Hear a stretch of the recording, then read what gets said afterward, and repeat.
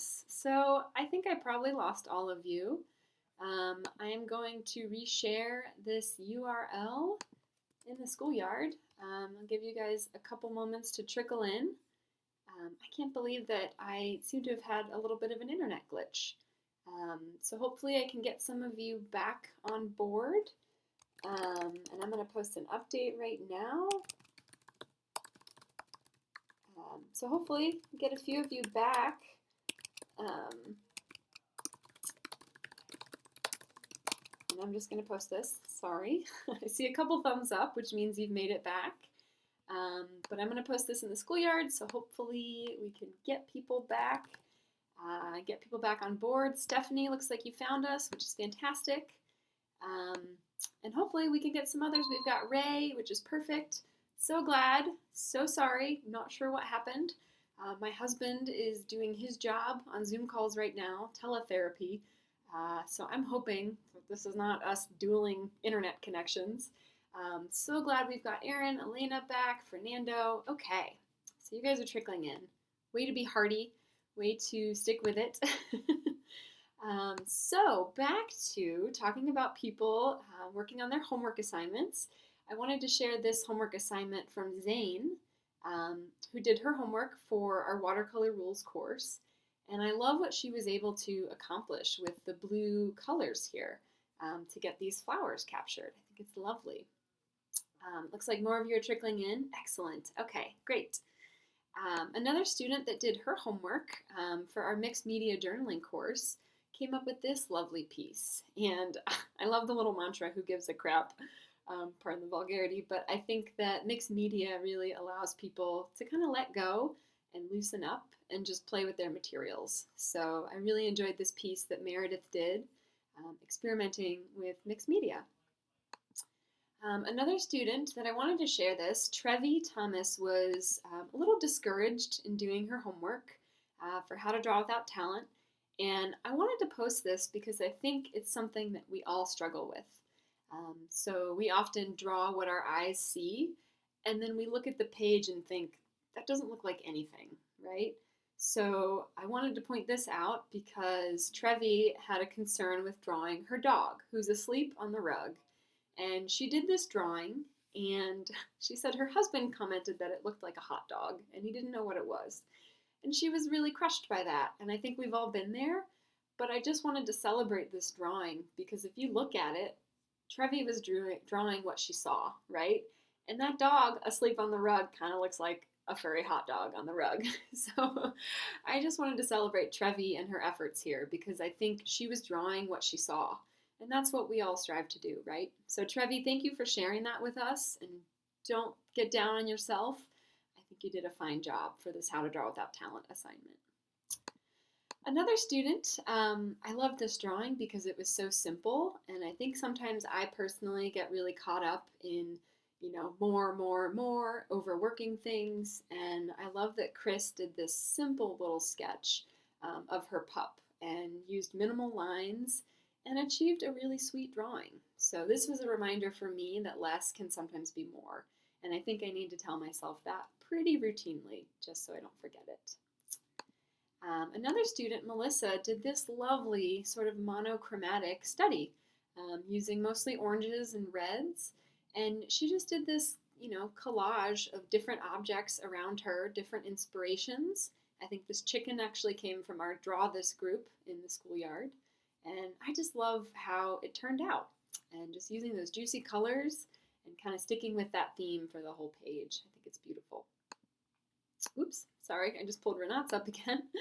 And another student, in honor of the upcoming holiday this weekend, did a beautiful Father's Day card for her father, who loves tea.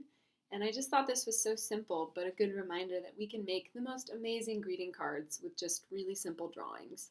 And I often do this for friends and family. I need to make one for my own father that I'll see this weekend. But I hope for any of you that are celebrating any holiday, really, that you take time to use your drawing skills and your interests to make greeting cards, because I think they're so special, and I think that people really value them when they're given a greeting card that you made by hand. So that is the end of our student art showcase. I see a few more of you are trickling in. I hope that we're able to get everyone back. Again, I apologize for that weird snafu, but for those of you that found your way again, thank you for joining us. And now I want to talk about Juneteenth. So Juneteenth is a holiday, and more places are beginning to recognize that it should be an honored holiday, a paid holiday depending on businesses and states and city governments. And I want to talk about what Juneteenth is, because I think a lot of people in America at least don't know about it. And I think that it's becoming more talked about. But today is Juneteenth. It looks like Dina is saying her notifications were late, so maybe that was a YouTube issue. But at any rate, Juneteenth is actually the day that all enslaved people in the U.S. were deemed free.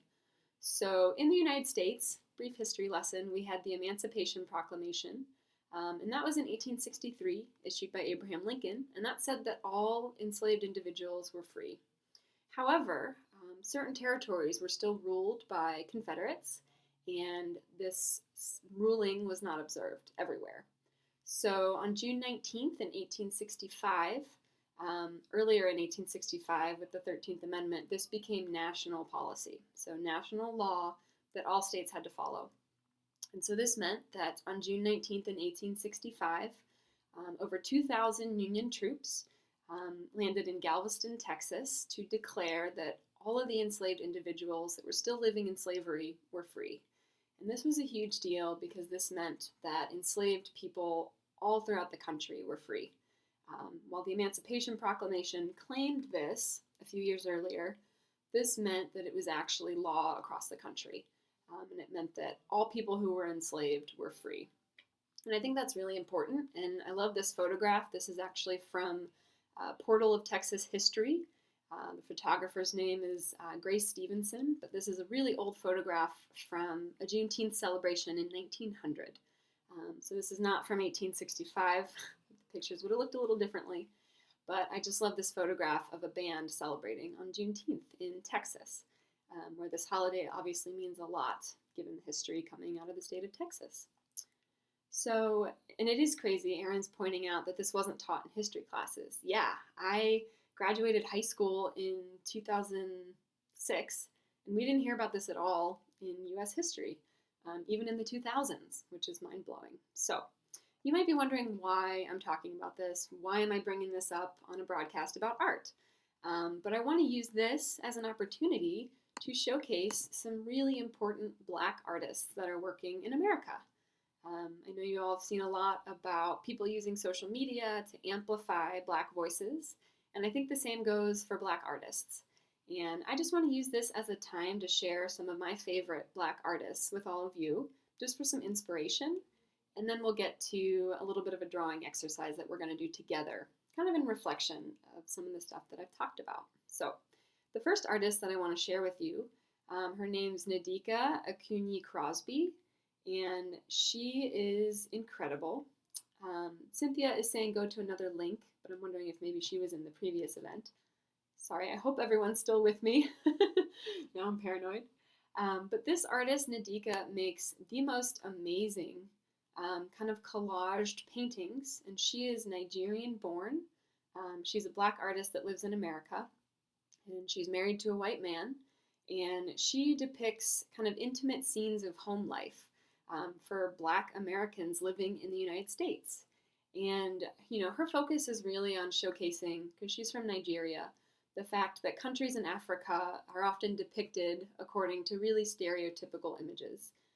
So she's using her voice and her art to show that no matter where we are in the world, you know, we all live and love in similar ways. And I think it's really special that she's using her art to depict home life and really intimate scenes for Black Americans.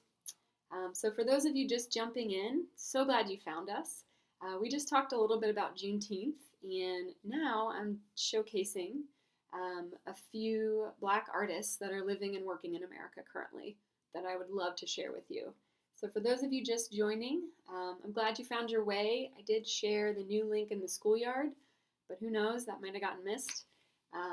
But we're here now and showcasing some art from really important Black artists that I would love for you all to know about. And I think this is a really appropriate day to do so. I think every day is appropriate, but I think today of all days is a day that we need to celebrate art being made by Black artists in America. So these are paintings from an artist named Nadia Crosby. And like I said, she does these really cool collaged paintings of intimate life and home scenes. No worries, David's popping in from London. Glad to see you here, David. And I just really love the way that she uses her medium to depict, intimate life experiences that Black Americans are living. I think it's fantastic.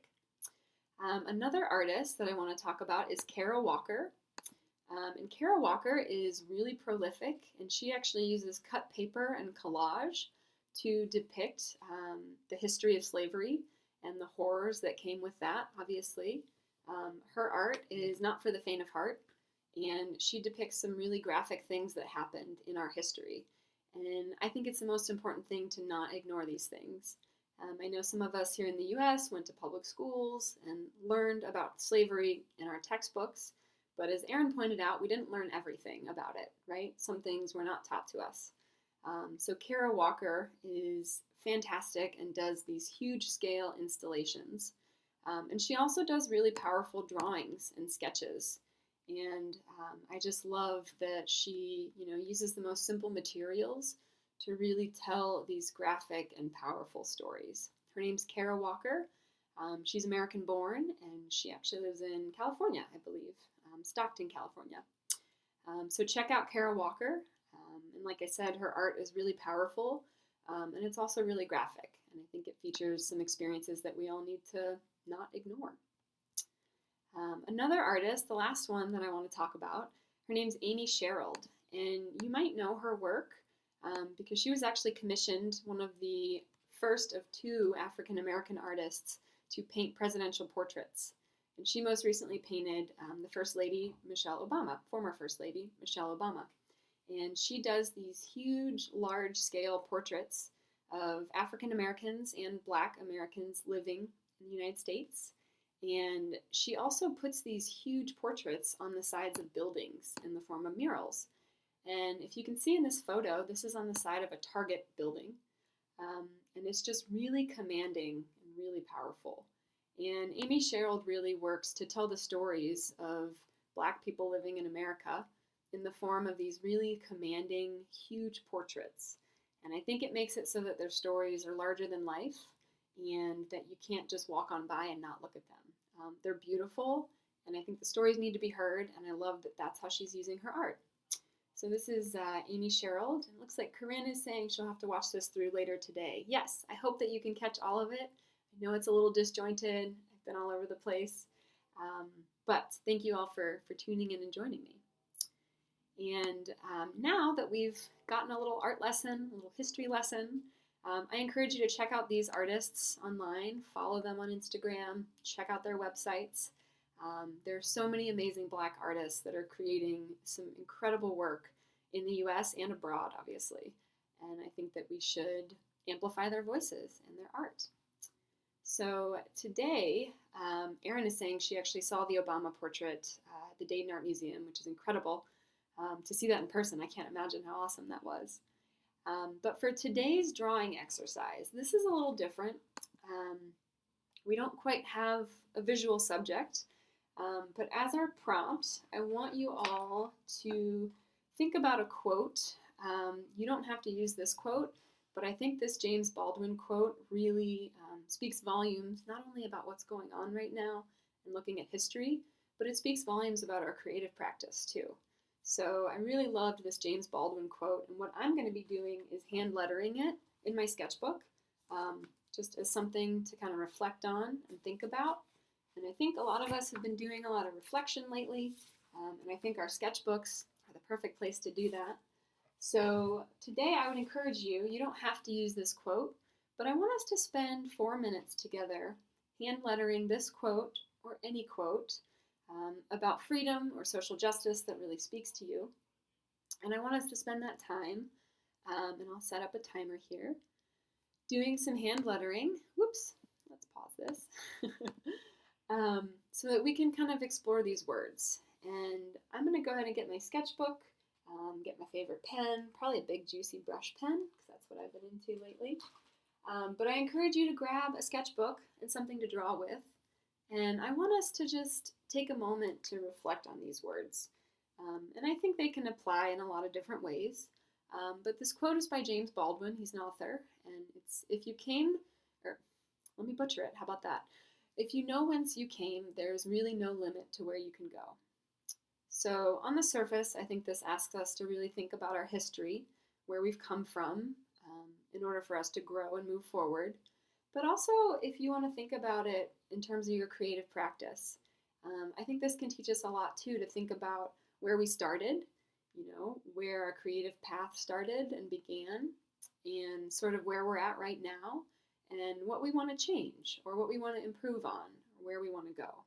So I'm just asking any of you that are just joining now, we're going to spend 4 minutes focusing on this quote. And if you don't want to do that, you can draw whatever you have at your disposal.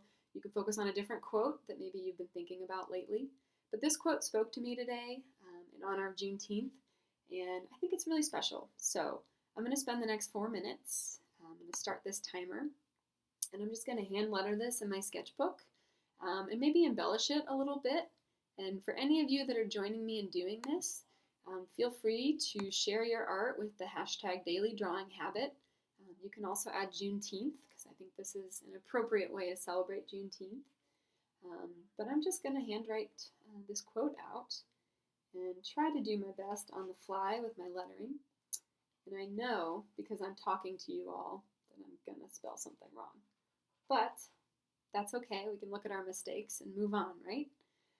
So I'm hoping that you can take this time to, really think and reflect. And even if this quote doesn't do anything for you, doesn't speak to you, I'm pretty sure there's probably a mantra or another quote that might be more relevant. So we're just going to spend these few minutes doing some hand lettering in our sketchbook. And I love doing lettering in my sketchbook and then adding doodles and embellishments around the lettering.